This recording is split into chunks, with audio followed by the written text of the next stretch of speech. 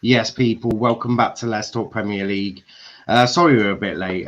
It's been a bit of a hectic day for me, but we are here for Let's Talk Tactics, the European special, where we talk about all the things, all the tactics, all the issues from the Champions League and the Europa League.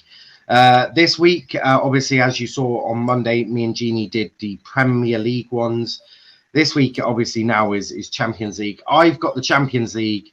Gini's getting accustomed to watching Europa League football, so he's got Europa League to have a little gander at.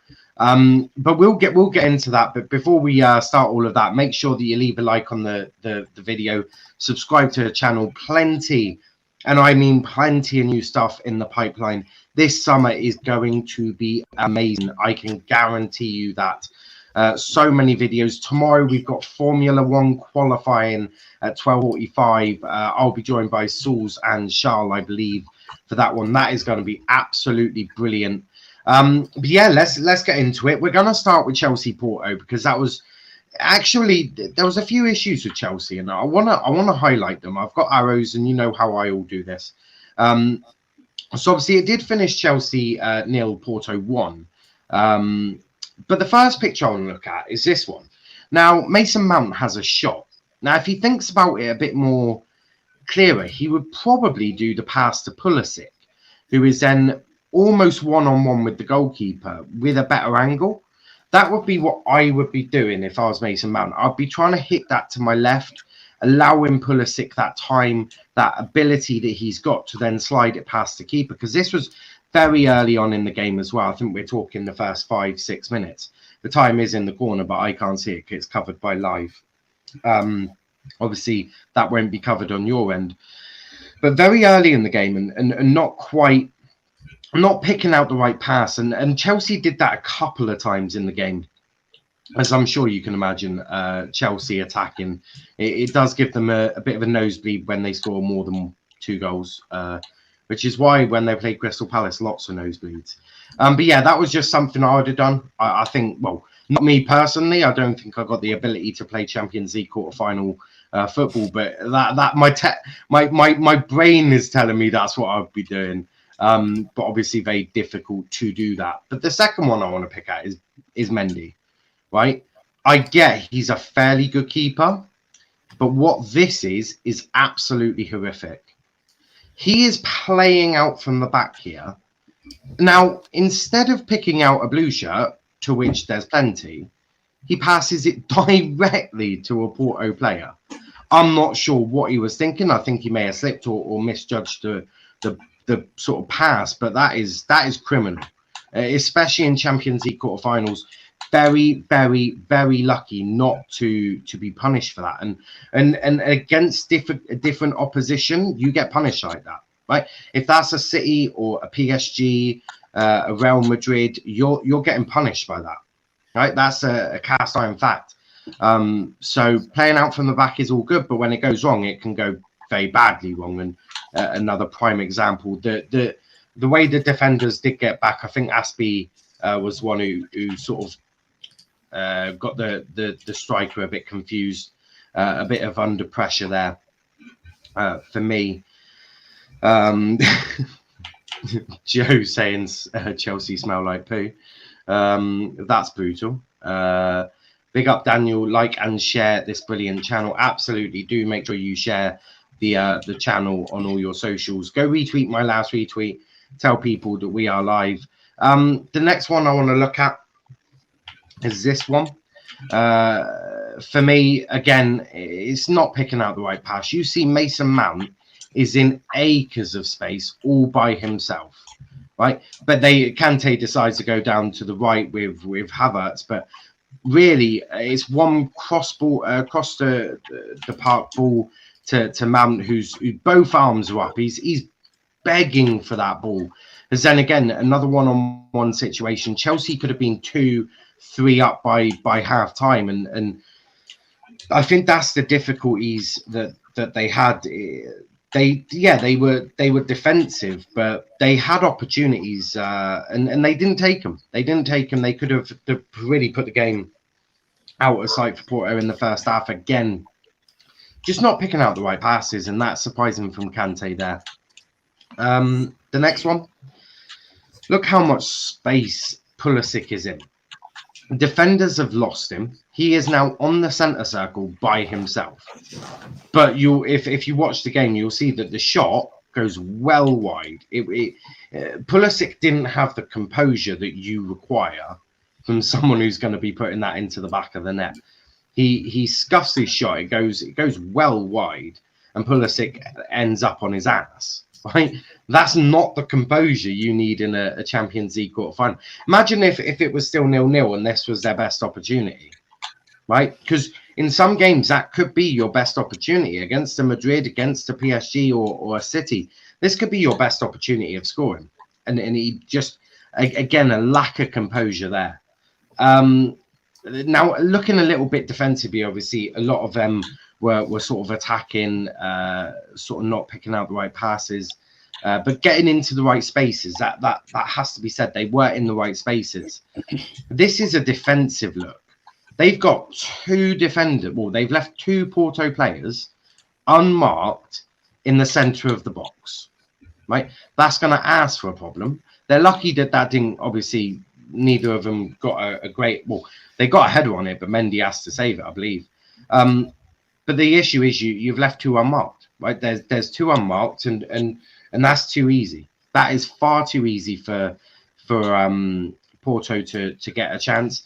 And again, it's just that lack of communication from the defence. You obviously see the three Chelsea players on the edge of their 6-yard box. One of them needs to be trying to disrupt these two. You can see the Chelsea lad in front of them is sort of, he's occupied by two himself. So one of them on the 6-yard box needs to be pushing up to disrupt them, in my opinion. I don't know about you, Tom. Well, a couple of things you've been saying. I think the first chance, I think Mason Mount was spot on to take it himself, because if you're playing it off to Pulisic on the left, that's Pulisic there on his weaker foot with the defender closing out straight away to him. And the odds are a lot more stacked against him there than if it was Mason Mount, who is quite good from outside the box in certain situations, such as that. We've seen him score an FA Cup semi-final against Manchester United from outside the air. He can do it.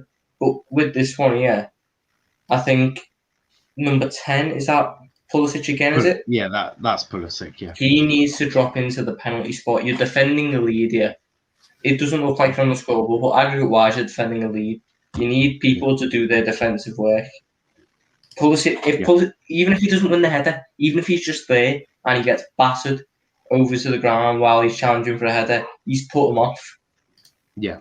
That's all you can do. It's causing a nuisance. He does his job, doesn't he? Yeah. Absolutely. It's just getting someone in there to cause a nuisance. It could be one of the three on the 6-yard box. It could be Pulisic dropping deeper. Someone just needs to get in there, cause a bit of a nuisance. Possibly even Reece James, I think, would probably be a good shout for that as well.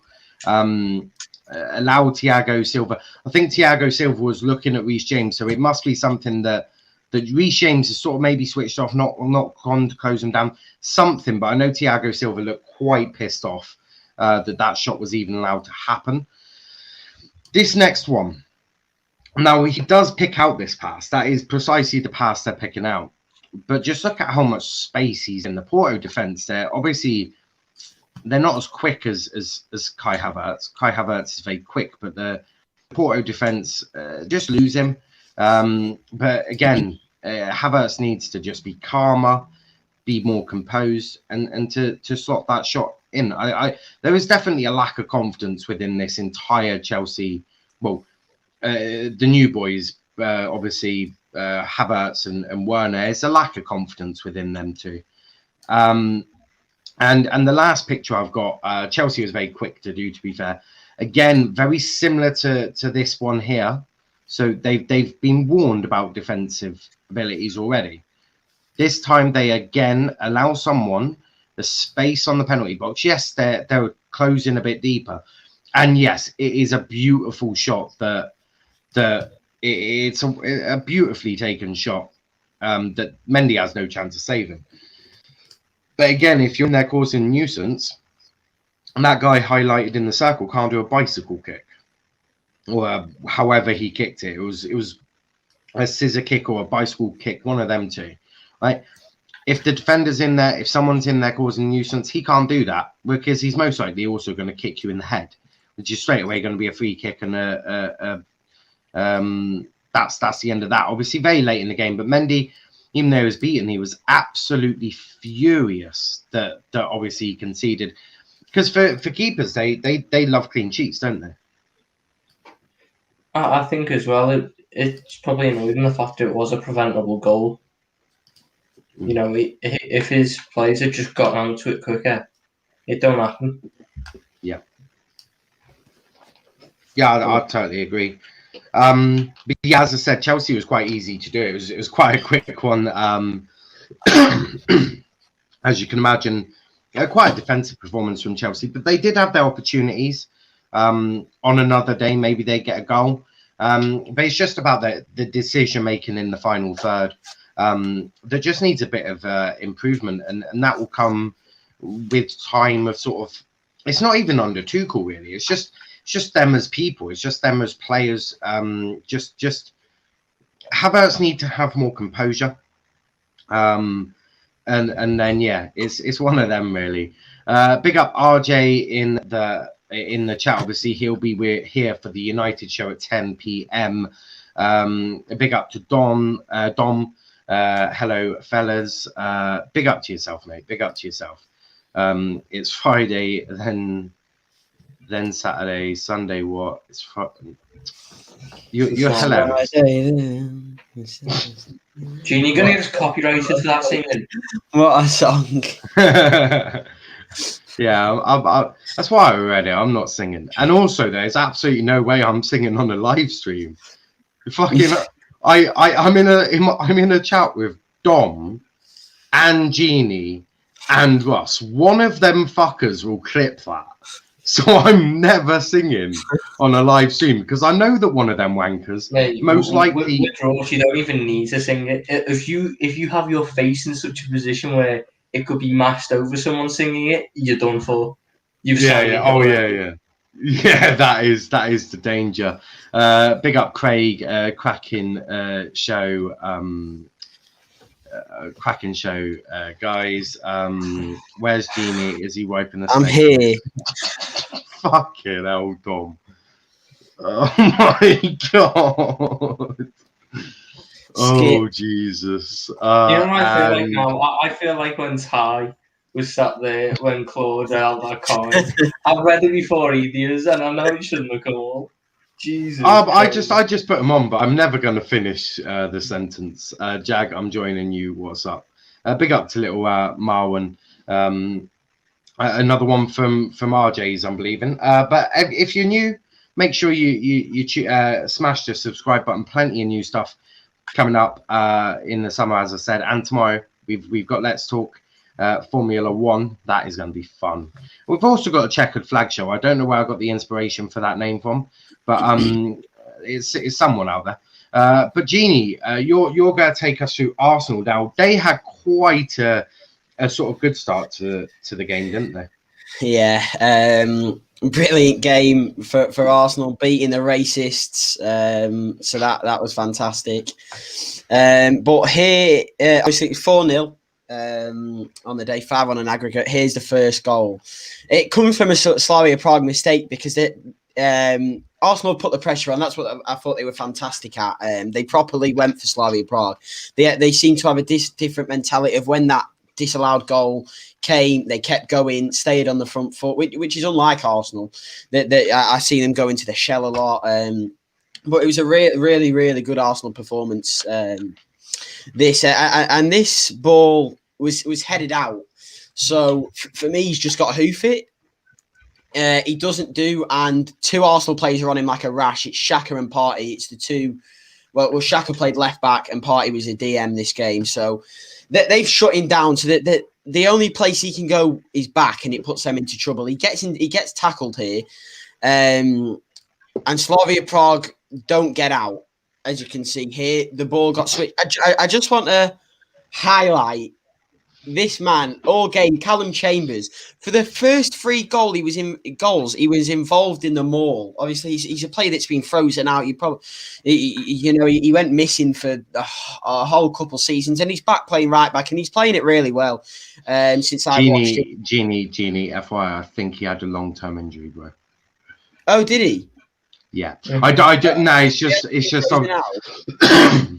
no, he wasn't frozen out. So he had a long-term injury, and then I think Arteta came in, and yeah, sort of Arteta didn't really know much about Callum. Callum was rehabilitating, but no, he wasn't frozen out. I'm wary that some Arsenal fans watch this, and they'll probably be after me if you say he's frozen out.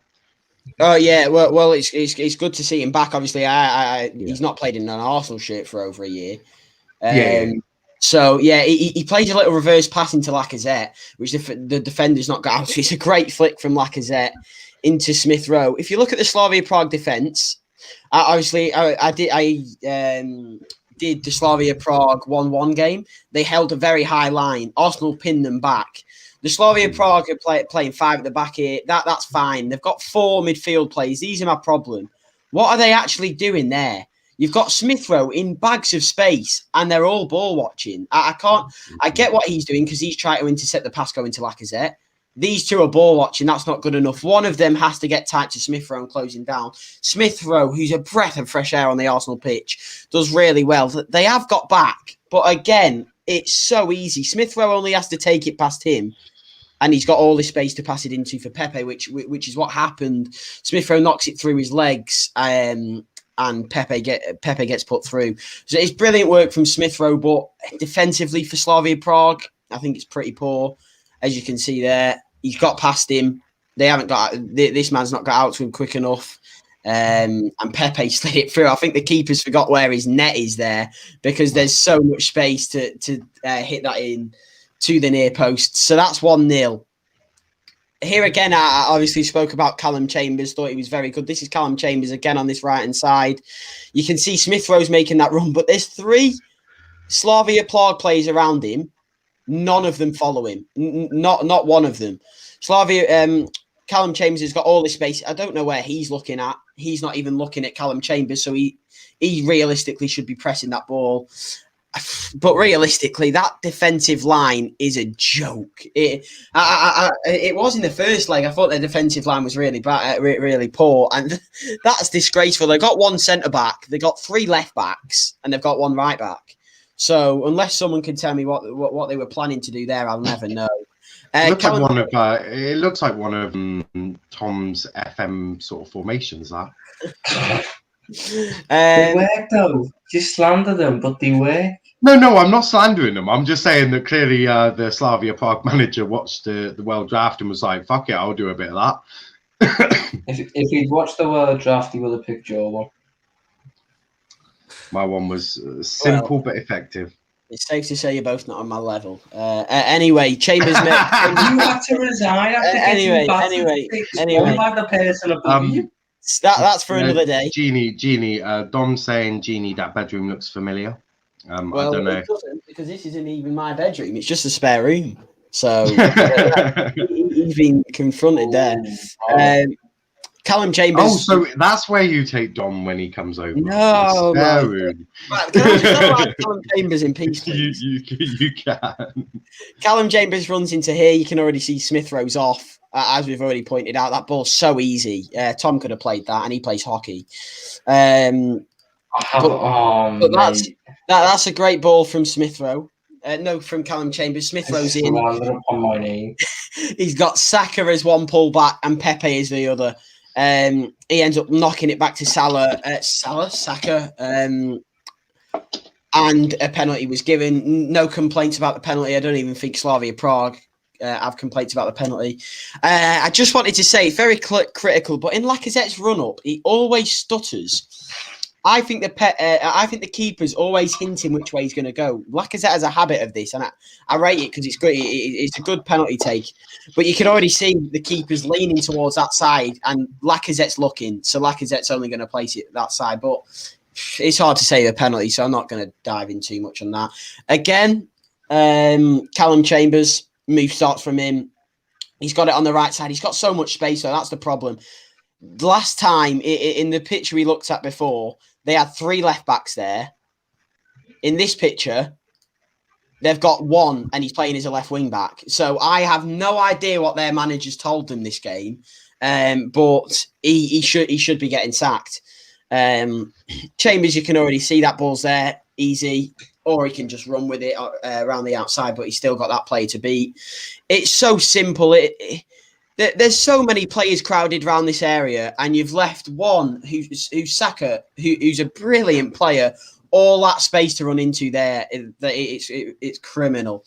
Chambers has found Saka. Saka gets on a very good run, and it's a great finish from Bukayo Saka, as you can see on this slide. But it all comes from the space that they give Arsenal here. It's just so. Does it not come off the switch? Has Xhaka not? Yeah. No, That's why the defence will be out of shape then, because they've all come over here. What should really be happening is, I think they were running a 4-man midfield, were they? They were playing. I think they were playing 5-3-2. Okay, so the left central midfielder, I think he's next to Partey there. Yeah, should really be on Chambers. Yeah, that's what, either he's got to be out there. You don't want to drag your centre back out. I don't think you want to drag your centre. Even though you're playing 3 at the back, you don't want to drag your centre back out, because that's where the structure of the team comes from. I think you need to sort of drag your midfield wide and hope one of your strikers drops back, because then you've still got. Obviously, when they're under this much pressure, there's no point having these many attackers up there. You've got to sort of take the hit in the attacking phase for a little bit and then build on it. But I think they were just overrun. Arsenal decided they wanted to play football, which they haven't done a lot this season. And when they decide to do it, they're a bloody good football team. They was good, but Slavia Prague gave them so much time. It reminded me of Liverpool, Real Madrid in the first leg, where we just made them look good. But I get what you're saying. Anyway, Saka scores a great individual goal there. Here is Lacazette's 4th. This is the last goal of the game. Pepe's got loads of space here. This is being hit on the counter-attack, which is understandable when you're already trailing the game 4-1 an aggregate. They're going to blow men forward. They've actually done well to get back here. That's the battle that you've got to be watching. Pepe played brilliantly on the left side when I watch him play. Loves a European game. One's got to get tight to him and not let the cross come in, or jockey him and still not let the cross come in. But they're the 2 individual battles that you've got to watch for when the cross comes in. I think the defender gets more unfortunate here, because although he does watch him, he slips. But he still wasn't tight enough. But you can't... I guess a slip's just one in many. Lacazette got it a bit stuck in his feet. I really want to say something, but I'm going to... Yeah. I shouldn't have even put this picture up. Lacazette gets it stuck in his feet, which allows 2 Slavia Prague players to close him down. As you can see, he's done really well to get back. Lacazette's took a bit too much time, but this defending's so poor. There's 2 players that they're pretty much touch tight to him here. They're not giving Lacazette any much room at all. He's left him in the dust. He's left both of them in the dust by 1. That looks so simple, and they're both being sent by it. Possibly the keeper should do better. I'm not sure. It's at his near post, but it's very close distance. So, but yeah, I thought the game was a very poor Slavia Prague performance. And it was a good Arsenal performance, to be fair. When they want to play like Tom said they can play, and they certainly did it. Yeah, no, that makes sense. A couple of comments here. Dom saying, until Sally, I was never happy. He needed much more. Rain clouds, though, they used to chase me down. They were poor. Join my tears, ally my fears. Dom, he's trying to do Ollie Ball here, but he's sort of advertising, so it does help. I got commitment issues, but I'm trying to fix that for you. It's Ollie Ball here. We've got the big team shows this evening, so tune in. Yeah, proper ding dang dude, Defo Scran. Corey is also on tonight. You gotta love a bit of Dom. Big up Chris. He'll be here for the race on Sunday. RJ just laughing at Dom a bit. Dom, now get them comments back up. I did, but I didn't want Gini to tell me off for interrupting his tactical analysis. He's got United to do now. Well, not straight away, but he is going to do United, I hope. Tom, can we get an E? Yeah, of course. I'm not Stevie, though, am I? I don't have the power in the voice. I can do character, all right. You have a Scouse accent, though. Yeah, but I can't get the proper. Yeah, of course. You know, I don't have the gruffness to do it. Stevie just does it at an exceptional level. You know, that would be a great thing to tactically analyse, the way he's able to get that off so consistently. You know, that should really put him above Scholes and Lampard in that debate. Where's there? Yeah, of course. Just because he can say something in the Scouse accent puts him above. 100%. Tom Davies over Thiago, Tom. You do need a little bit of football ability to go in there. We all know certain Tom Davies lacks in abundance. I have a banner made, a banner for this. No, don't dare be a Tom Davies fan. Oh, thank God. No.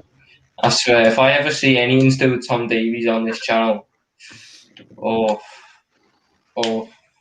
I just have to make sure that everyone's aware that everyone's opinion is their own, of course. Tom's opinions are his own. I had to use this after. I think Luke said something about AFTV, so I had to quickly scramble a banner to just be like, yeah, that was Luke, not my comment there.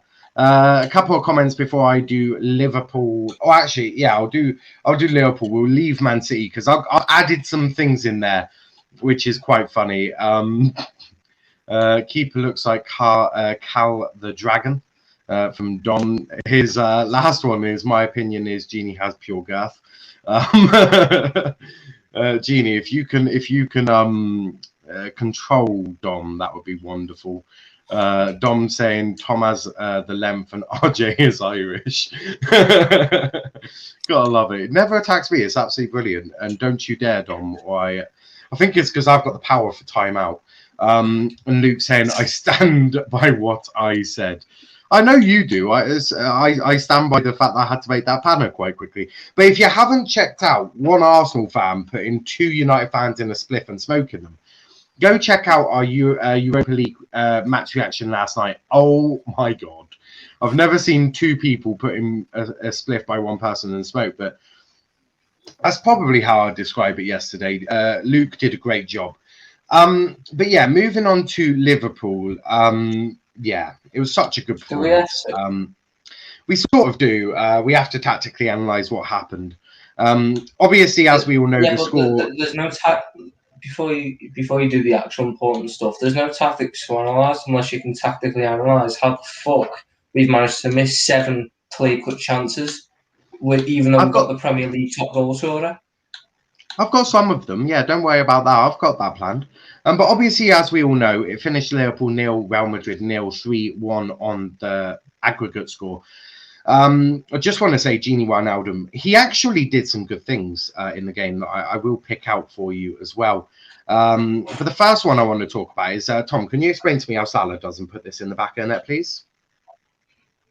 Well, I think Thibaut Courtois there, he's called for the pass, and Mo Salah's in a high-pressure situation. He's just thought, let me pass it off to him real quick and hit Sadio Mane. But if you just look right there, Sadio Mane's on the floor, which he did. He was on the floor most of the game.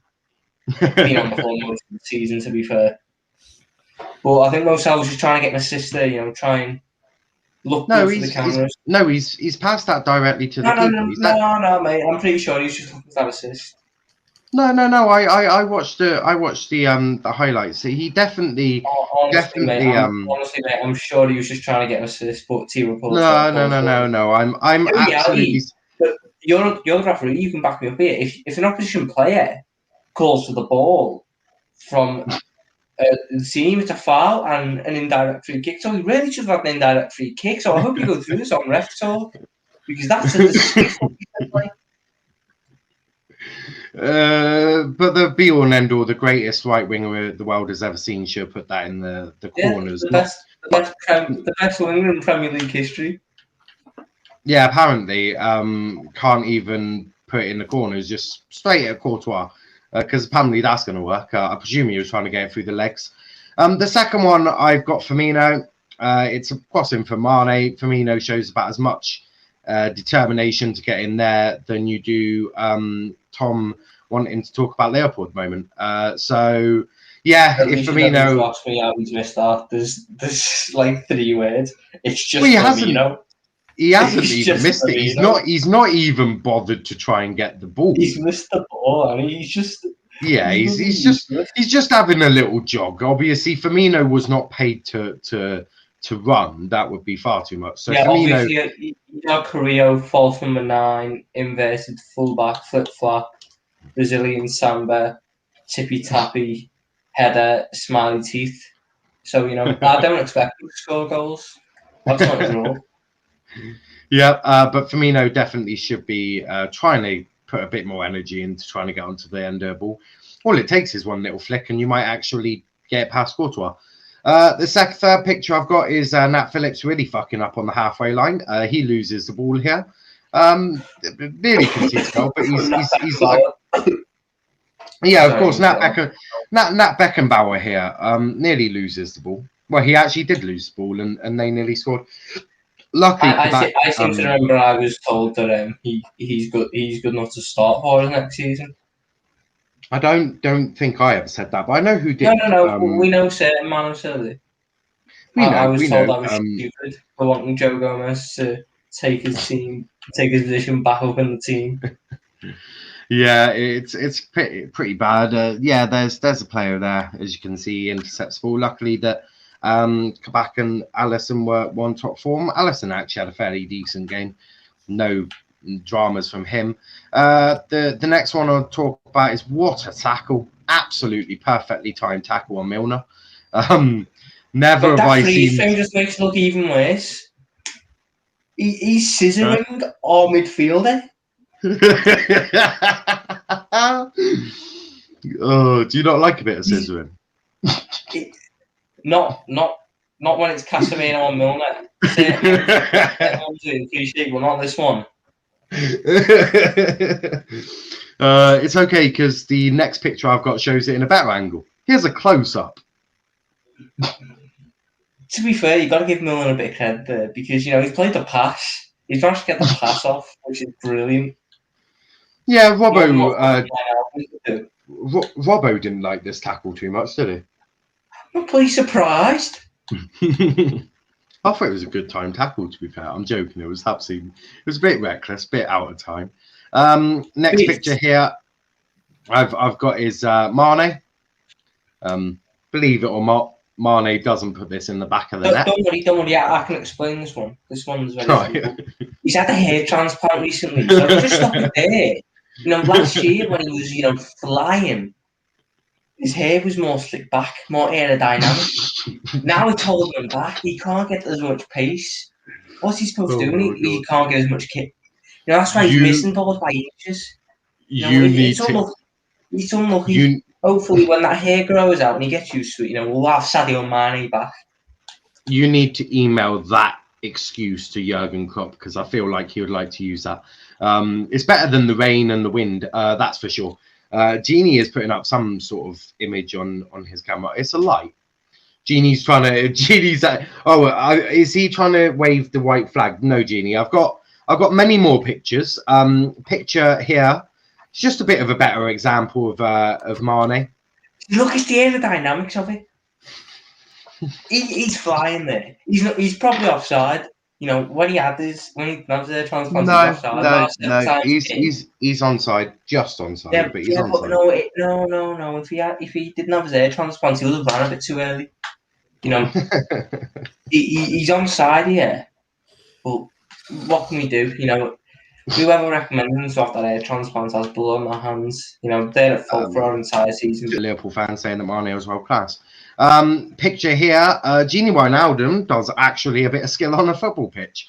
Unbelievable, by the way. You're acting was- like it was- it was meant. You're It acting was like you meant to. Gini What do you Wijnaldum mean did he wasn't meant to?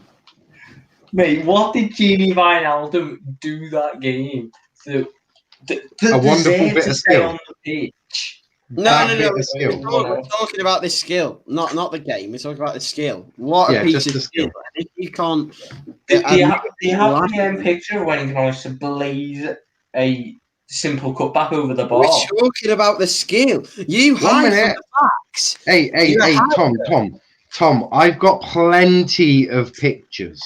Gini, mate, if we're judging Gini Wijnaldum off one piece of skill, then Naby Keita's our best ever midfielder.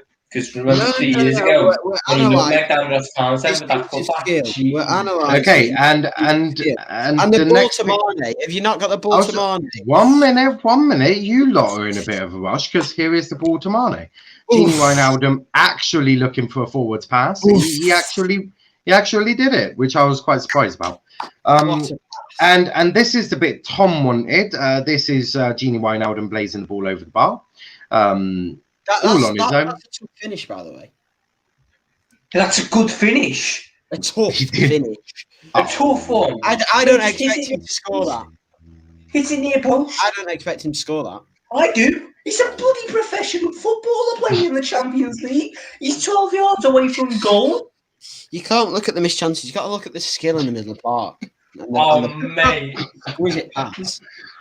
This is That's brilliant. like me saying, No, just can we just go back to that? anything to a goal. Just two back. Anything to a goal. Did you not see his tackle? Jesus Christ. Oh, that is that Modric? Oh, see you later, Right. Modric. by the way. Next one is Mane. I've got to be honest. Mane. I don't think Luka Modric is too bothered. He's in the bloody semi-finals. Gini Wijnaldum. Oh, this was a disgusting tackle. This Hold was up a minute. disgraceful. The Real Madrid player's not even touched him. He's lost his foot in himself. Gini's been deluded. This is the hairline again. This is the hairline again. He's got too much on there. The wind's happened to him down. He can't do anything. No, it's really unlucky for him again. He probably should just cut it all off. But you also can look at the wind. You know, yeah, you quite like to bring it up. It's a horrific tackle from the wind. Horrific. You can see it take his leg there. How the referee hasn't seen it. I never know. But we've got two more. They don't want to see it too well. We've got two more pictures before the third one that I put up. This one is, I believe, Nat Beckenbauer losing his man again, one-on-one. But luckily, No. Don't slate the defenders. But luckily, there's an Alisson there to keep him out of hot water. And this last picture, this last picture is the minute the referee blew the full-time whistle and knocked Liverpool out of the Champions League. As you can see there, the Real Madrid players are ecstatic. The Liverpool boys look like they've just been knocked out of the competition. So, yeah, obviously, can I just point out how? Can I just point out how well the referee was able to blow his whistle there? It was very expertly done there. The referee very good at blowing. That's for sure. Gini, stop leaving the stream. It's your turn now. But 1 minute, I've got some comments here. Absolutely class stream. Adam on ropes. You did. Dan saying best Premier League champions ever, they said. They did. Wijnaldum tied his shoelaces to slow an attack down. Don't even get me Don't started blame him for on that. No way you blame him for that. Mate, we're on an attack. There's still 5 minutes. We could get a goal. What if he falls and gets injured? That's even better for us. That's even better for us. We don't have to play any more games. That's disgraceful. Oh, mate, you're wishing an injury on our player. That is you know what? If I would pay Barcelona right now to take him off our hands. Well, he's signing. So buy him myself. Get used over to there. Can you try? Some more comments here. Dom saying, "What a player! Player. Don't know what he means by that. What a pass to the opposition. Absolutely. Dom saying, I think Cavani took Niall's opinion on his laziness well. The movement of him is insane. I know, mate. So essentially, if there's any players that aren't quite doing their job right, I'll pull them out, all them out, and they'll improve on that. I'm a top class manager, better than Pep. Craig saying, Pete Gini in the top right hand corner. Dom saying, Tom, your missus like the Scissoring. Robbo got bitched in the conflict. Genie Messi. Tom living in Genie's head rent free is beautiful to watch. Wijnaldum doing a skill insert. Zidane meme there. About time Alisson starts saving shots properly. Dom saying, whoa. Last week, Genie said he would have a haircut and no hat on. He's not kept to his promise to the fans, just like Mourinho. Genie, the hat needs to come off now, mate. Is it Genie out? Is it time to go? Genie, Dom's calling you out. He says the hat needs to be removed. Liverpool show. Oh, cool. Well, Dom, make sure that you tune into a Liverpool show to get Genie to take his hat off. Chris saying that Wijnaldum could have easily tied laces start of the game. Yeah, I don't know why he did that. You know what he could have done? Just double knotted them, then they don't come undone. He triple knotted him, to be fair. Modric actually stood on his foot, which made him undo. Oh, for fuck's sake! Right, Genie, have you got Genie, you can't United come up with these stupid excuses. I'm coming up with the smart ones. You know, the hair transplant, that's having a major effect on him. Luka Modric standing on his foot. I'm Genie, not having that. Are you ready for United? I forgot to do United. Okay, no so I'll just. No one cares about United. Oh, he's done it. He's done it. I did just about get them. But I haven't got them full screen. Guys, you're in for a treat. That's cool. No, I'm sure. Can you see that enough for now? Yeah, we can see that.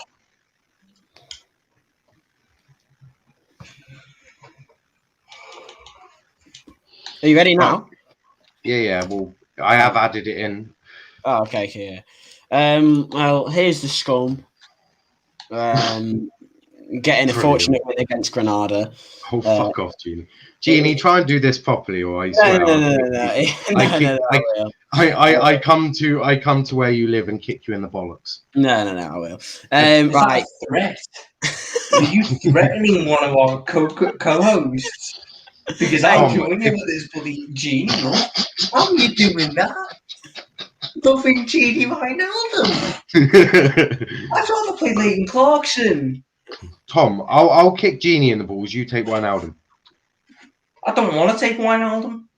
Well, I thought you would want to kick him in the balls, but Genie, carry on. No, because he can probably sue me. Look at how much. Right, Genie, are you ready? Yeah.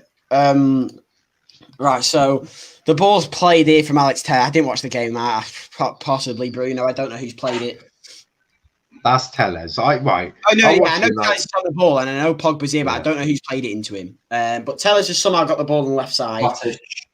Right, Matic has played it into Tellez. It's a very intelligent run from Paul Pogba.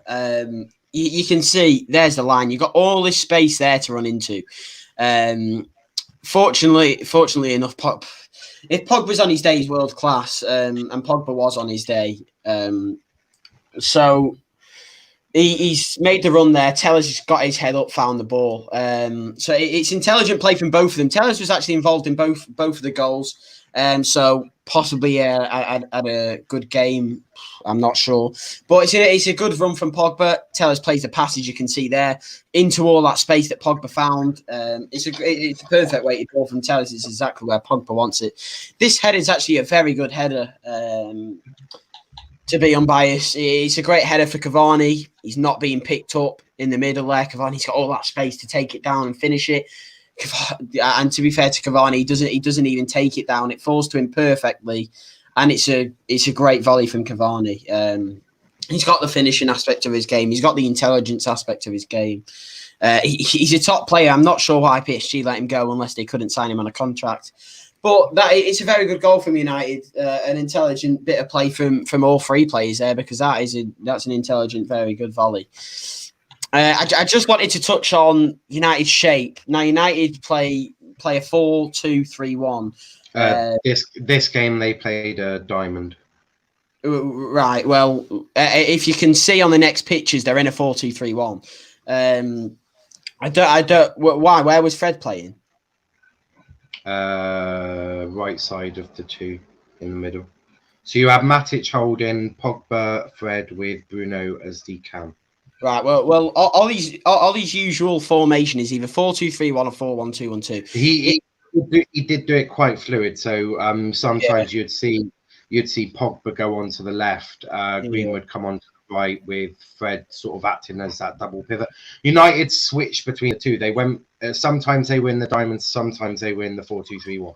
Yeah, I think that's the plan. When they're defensively, in the shape, you can see it's a 4-2-3-1. You got the back four, the two pivots, the three attacking midfielders and the striker there. They although they might have set up in a diamond, they are defending in the 4-2-3-1, which Ollie's clearly implemented in, and you can see on these pictures that I'm going to show up on the screen that when they're defending, they are very solid in that 4-2-3-1, and it makes them very hard to break down. And although they have awful defenders with Maguire and Lindelof on a usual basis, and they don't have the best DMs in the world, they don't leak too many goals. I think it's because of the way they set up. So you've got to credit Ollie for that. You can see they're compact in a 4-2-3-1 formation here and here. They've got the four at the back. They've got the two in the pivot. Obviously, Matic is just filtered in, and then you got the three with I'm guessing it is Cavani or Greenwood up front here. But what the 4-2-3-1? Go on. Depends on what minute of the game it was, because I think it is Greenwood. I think it's Greenwood. Yeah. Ollie made some changes. Yeah. He brought off Cavani, put Greenwood up top, moved Dan James to the right. Then he took Bruno off and put Mata on. Yeah. He just made a fair few changes, and then he took off Greenwood towards the end and put Diallo up front. Yeah, it's so I'm guessing it's Greenwood up here. But the 4-2-3-1 isn't just good. If you can get it right defensively, they're very solid. But it's also good for the counter-attacking stage. This is them from this clip. Somewhat, I think it's Wan-Bissaka that's pressed this ball out there, and he's won the tackle here. And look how quickly they break. They're straight on the counter. Here's United's other goal. They're in that 4-2-3-1 shape defensively. You got the two pivots and the three cams again there. Playing is that 4-2-3-1 interchange with the 4-1-2-1-2. In defending, Tuanzebe's won the ball back. I think it's this time, and they are so quick to counter, and that's what this formation allows them. This counter attack actually leads to the goal. They slowed it down a bit with, I think it was Juan Mata's pass, but look at all this space for Telles. I think was it your Chelsea game? No, the Tottenham United game, wasn't it? Yeah. They allowed Greenwood. So much space. They allowed Greenwood to have basically 3/4 of the pitch to himself. Yeah, and it's the same situation here. Telles has got all that space to run into, do what he wants. Telles is a brilliant, although we haven't seen much of Telles in action, he's a superb crosser of a ball, which we've learned from his Portugal days and the game time he's had for United. We know he's obviously takes set pieces as well, so he's a good crosser. They've given him so much room here to just pick the ball up. He's even got time to think about it. He's too busy trying to block it. He's not going to block it there. It's going to just go straight over his head. So he's just got to run out to him. Just get out to him. Don't let him get his head up and find that. Obviously, he's found one Mata, which was a fortunate own goal for United. But it all comes back to the counter attack, and I just think, with not watching the game and going off the highlights, obviously they might have played a 4-1-2-1-2, but in defensive shape, it definitely looks like a 4-2-3-1, as you can see there. That's what Ollie does. He's set up as a diamond to start with, and then it's just very fluid. Ollie does that. Ollie does that a lot. He's very everyone says he has no tactics. Of course, he has tactics. It's just very fluid. They do change it up quite a bit. Yeah. So for me, without watching the game, going off the highlights, it seemed like United was solid with their defensive shape. Obviously, didn't concede a goal, and they took the chances when they came. I'm not sure how many chances they had. So, but in terms of Solskjaer, I think he got it spot on with the defensive shape. Yeah, no, I'd agree with that. But yeah, United were very compact. Did the job very well, in my opinion. Some comments here before we go to Man City, and I've added some annotations into this one. I'm sure you'll all love it. Dom saying Liverpool enjoying other English teams having fun in Europe brings a smile to my face. Yeah, I'm not sure what's going to happen when we do the semi-finals of the two competitions. Gini will be all up there. Will I? Well, you'll be on the football terrace anyway. Wow. Wow. Gini is like a little let's not forget, Gini, that you asked me how I got on there. Yeah, no, fair play for you getting on there, but you've got to remember your roots. You suggesting that you may be looking to move on as well? No. Hold on, who said anything about moving on? I didn't say anything about moving on. I think Gini does. now, if the comments or if the regulars in the comments, they know who they are. Have a little think about that. What Tom just said about moving on as well. Have a little think about what that means for the future. The Vista Arsenal podcast. Arsenal or Villarreal will win the Europa League. Not as easy as saying that, I don't think. Daniel saying Europa League is so enjoyable, Dom. It's a tough one, isn't it? The Europa League one. We've gotten rid, there were no upsets, really. The only one you could debate was Ajax, Roma, but I wouldn't really class that as an upset because they were both very good teams. Yeah, they're both. It's a bit like AC Milan and United. It wouldn't have been an upset if either team. I could see United slipping up in this semi-final stage. I don't. The thing is, Ollie, every semi-final they've had, obviously they've lost. That will bring determination, and I just think they're better than Roma. I do. I look at what they did against. They were better than Sevilla as well. No. This is Sevilla's trophy. That's a cast iron fact, mate. And they were 1-0 up, and they got Luke De Jong dunk on. Yeah, but I think it might be a mental block that they'll need an easy game. But also context needed. Bruno was flat on his ass. He was done in terms of energy. It just wasn't good enough for United. They've also got better players. 1 minute. They've got Cavani. They've brought in. The thing is, United are favourites. That doesn't necessarily mean they'll win it, but they are favourites for the thing. Just because they're better than all the other teams. Hold on. Let's not paint it out like Sevilla were fully fit. No, but what I'm talking about this season. What I'm talking about this season is United are better than everyone else in the Europa League. That is a fact. If you look at them in the Prem, they're second in the league. Roma are 7th in Serie A.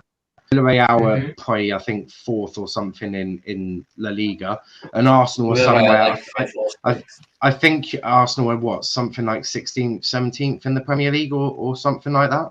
I think the thing you've got to take into account here, though, is United are still going to be fighting in that league front. In a sense, I don't think Solskjaer's going to down tools in the league. No, I think Roma will do. Roma's season's done. But they're getting the Europa League anyway. This is their only way into Champions League. They've got to go for it. United will, I think, be fine. I think they'll get past the semi-finals. It'll be the final, I think. A potential slip-up could happen, but I don't know. Dom saying it was more of a diamond setup for United last night. It was a bit. Imagine if Arsenal win the Europa League against United.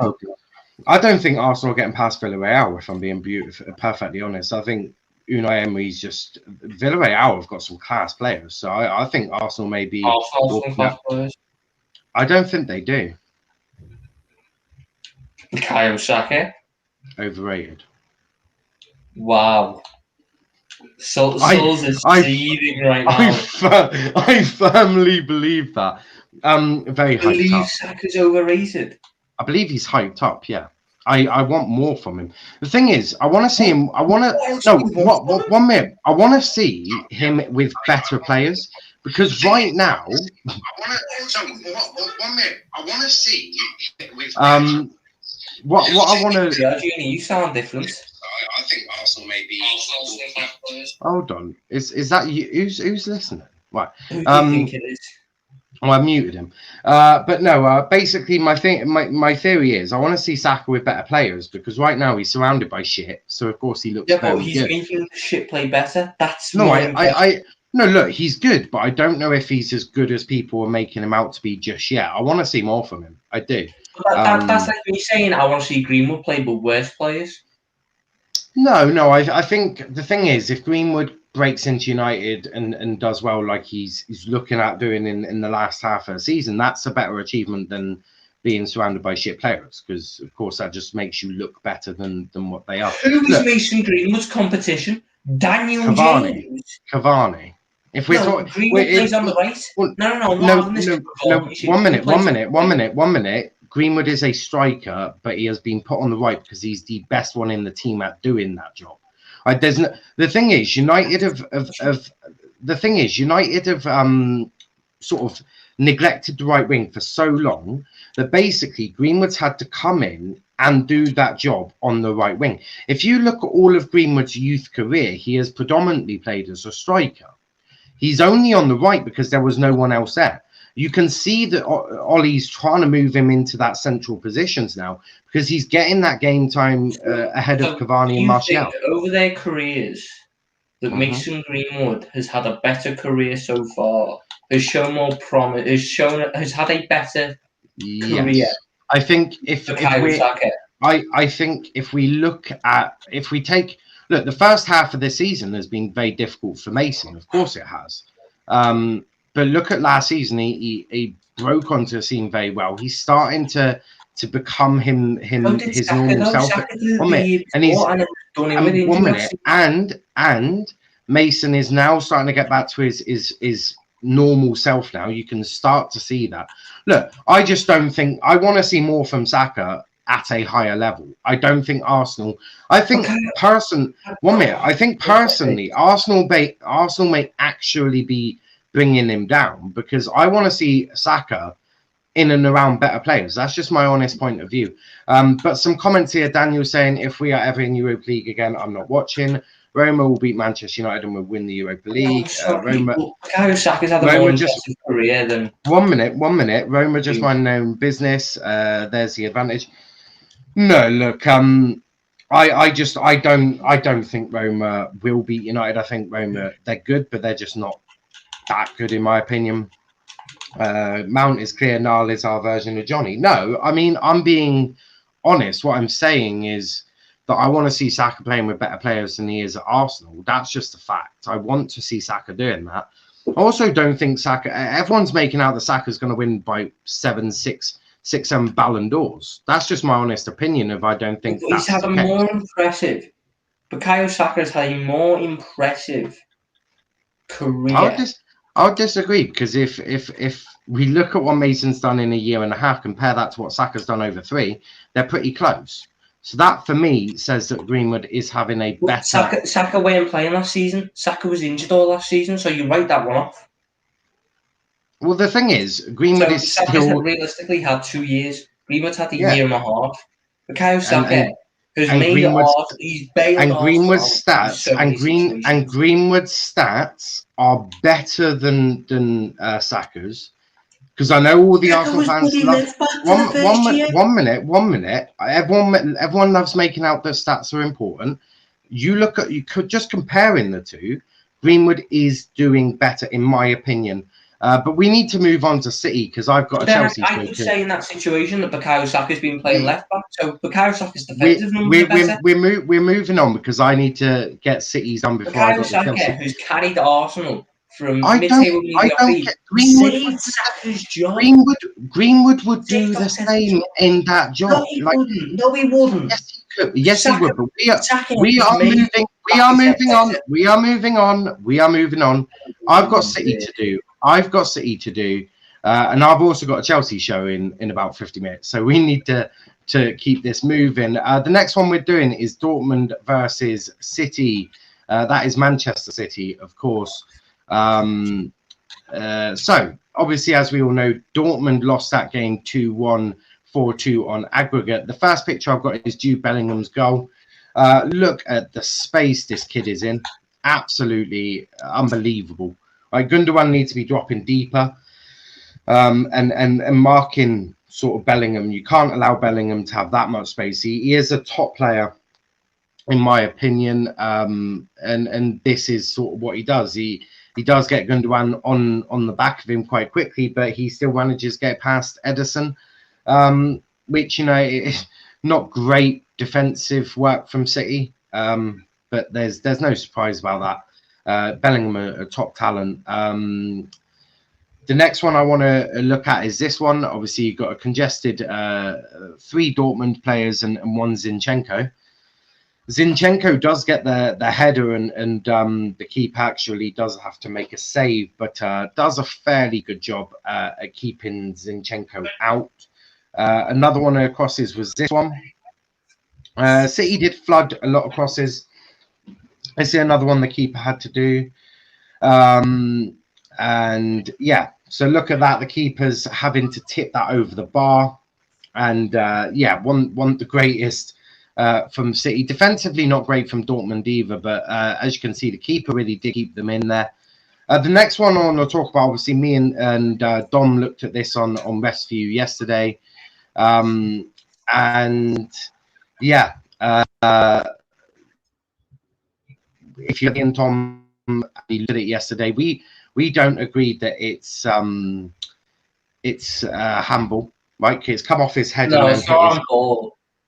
It's not. I'm not having that as a handball because he's a dickhead. He's a dickhead really for trying to head it when you can kick it, but he's headed it onto his own arm. That's a natural position when you're trying to head a ball. Yeah, and the thing is, I know you've got to get your arms out for balance. Yeah, me and Dom looked at VAR it's a disgrace. Yeah, well, me and Dom pulled up IFAB. I don't know if anyone's aware what IFAB is, but they're basically the rule makers. And if you look at what IFAB wrote, basically, it's not the International Football Association thing. Yeah, and the way they structure the handball rule, I've got it. I did have it. God knows if I've still got it. But no, basically, what it is if it comes off any part of the body and hits the arm, then it's not really a free kick or a penalty because you can't really move your hand out the way. So for me, that wasn't a penalty, but obviously this is what the referee said to Emre Can. We have captioned it. The referee turned around and said, "Fuck off, Emre. I'm a Man City fan." This is actual quote from the referee that we were able to lip read exactly what he said. We also believe that this man did take money from Manchester City. So potentially match fixing is there for Pep as well. But yeah, as you can see with the quotation, that's unacceptable to be saying that. The next one I want to look at, obviously, is the penalty. Look how close the keeper is to getting fingertips on the ball. Not a great penalty from Mahrez. It shouldn't have been a penalty, though. The next one I want to look at is De Bruyne. De Bruyne, everyone makes that as amazing. He is amazing, but he messed up here. For me, done a direct through ball to Mahrez, who's in plenty of space on his own. Mahrez can run on to that. That makes that 4-2 on aggregate if he does that, in my opinion. But what I want to look at is this one. Look at how much space you're giving Phil Foden for the second goal. Like, how much space do you want to give Foden? Right? I understand Dortmund aren't the greatest team in the world, but you just simply can't be doing that. Right? You've got 2 people playing short, so really, in essence, you only need one of them to go over. One of them's taking, obviously, the corner. But even if you don't, you bring someone out the penalty area to stand on Foden, because you know what Foden's going to do. Another picture to sort of show this before we wrap up. It's just this. How much space do you want to give Phil Foden? It makes zero sense to me. Look at how much he's got. Basically, you can't let Foden have this much time. The keeper, yes, should be saving it, in my opinion. It's near post. The keeper should be getting his hands on that. But the keeper did a fairly good job. But look, City got through, obviously. but it wasn't the greatest performance from City. It wasn't the greatest performance from the referees. But yeah, that is the way it is. The group chat is popping. I still can't believe you said Saka's overrated. I did, yeah. No. Why? Very true. No, very full. Look at what he's done to this Arsenal team. He's made them. He's carried them single-handedly through the season. You've seen how they've played without. No. You've seen how that he's bloody 19. I don't expect him to carry the world on his shoulders. But right before, what I'm saying is on a phone call well, mainly by playing the shitter teams. But the bit I want to say is there's elements of Saka's game which I don't think are up there yet. There are just elements game that aren't up there. Yeah, of course. But for me, the way that everyone's hyping up Saka is just I think just wrong. It's not. It's quite funny because Arsenal fans they had the Greenwood Martinelli Greenwood. Now it's Saka Greenwood. For me, I just want to see more from Saka. I've watched a lot of Greenwood over the past few years, even a bit when he was a youth player. I've watched some clips. Excellent player, absolutely excellent. I just want to see more from Saka because I want to see Saka with better players. That's what I'm saying. I want to see Saka with better players, and I hope. You can't now say he's not better because he's got to play with lack of blood clots there. I mean, I could say I want to see Greenwood with better players than Adam Wan-Bissaka. What I'm saying is that if from what I've seen, and by looking at the two, my preference is that I think Greenwood's had a better career so far. That's Is it not easier to play with a better team? Well, it depends really. Is it easier to break into that team? No. Is it? In fact, and 1 minute. Is it easier to play at a better team? Not necessarily, because you look at Lingard, right? Lingard was at United, didn't do a great job. Went to West Ham, a lesser team, and has improved. No, that's not the same situation though, because that's all to do with how Lingard plays. Lingard is about as useful as a wet paper towel when he's up against a low block. What I'm saying is I just feel that Greenwood is better. That I'm more than entitled to have that opinion. But guys, we are going to end it there. I'm sure I'm going. I'm sure I'm going to get a load of shit. So do you take Saka to the Euros? No. Do you take Greenwood? No. Who do you take up front there? Oh, what? My two wingers would be Sancho on the right. Would be Sancho, Sterling, Rashford, and Foden. I'd take them as the wingers. Sancho, Sterling, Rashford, Foden on up front. Oh, of course, Kane and Calvert-Lewin. Well, so would you? I wouldn't take Calvert-Lewin. Oh, take Calvert-Lewin as a backup to Harry Kane. Why not? I'd take Greenwood as a backup to Harry Kane, but I'd also take Saka. The reason I wouldn't take Greenwood or Saka is I don't want them. I don't tend. Foden is very. Foden for me is very different. Obviously, such a talent, such an elite talent already. I don't want to take young players to the World Cup, to the Euros. I would rather save them for the World Cup. I'd rather allow them to continue their development and take them in a couple of years' time. I would have if I was England, I would have put Greenwood, Saka, possibly even Bellingham into the under-21s for last.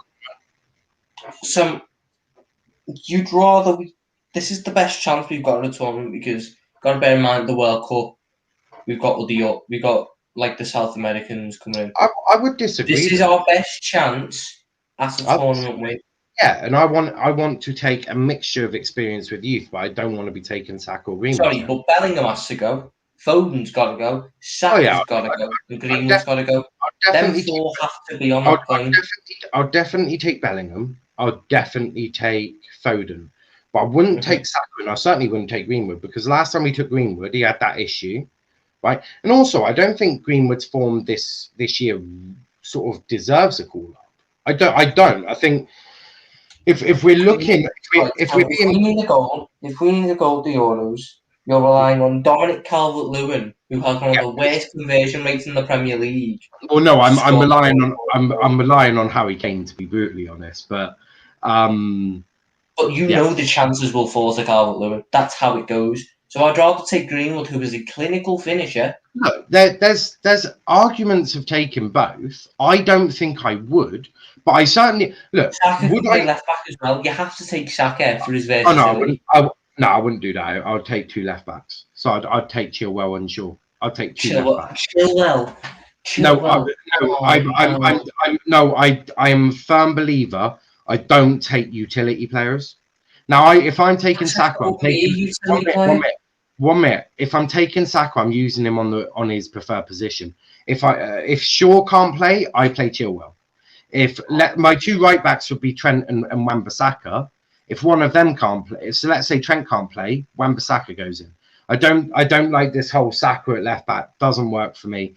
In my honest opinion, I want to take two in each position. So useful though, because you cover so many positions, you can then get better players. The common consensus is I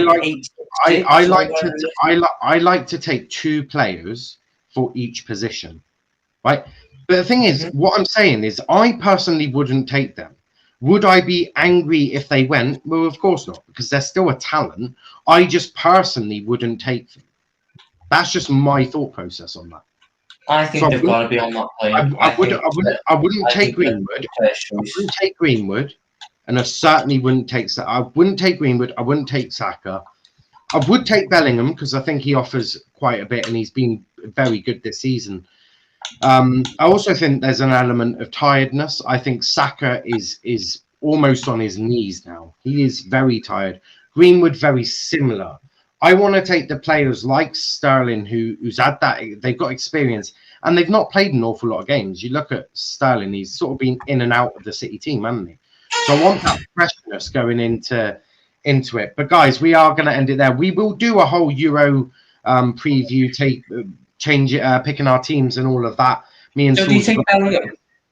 Do you take Bellingham? Yes. So who out of so the common consensus was the six midfielders going were Rice, Hendo, Mount, Foden, Maddison, and Grealish. No, they were the six. I'm going to take Foden and have him on as a winger. Okay. Yeah, that's where he's played for City this year. Mine would be Hendo, Rice, Bellingham, Mount, Grealish, and Maddison. I'm not taking Maddison. Well, it's between Maddison or even got another centre mid. Maybe.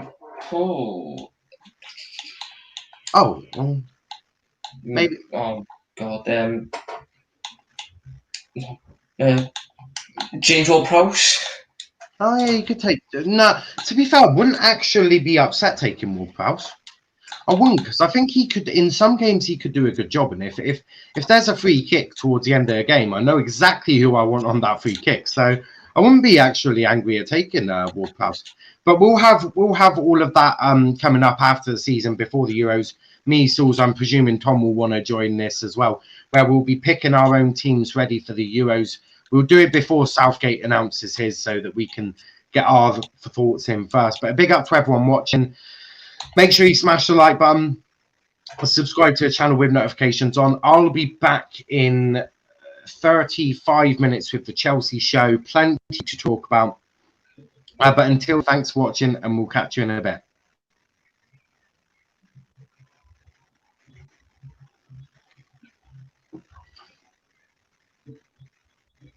No.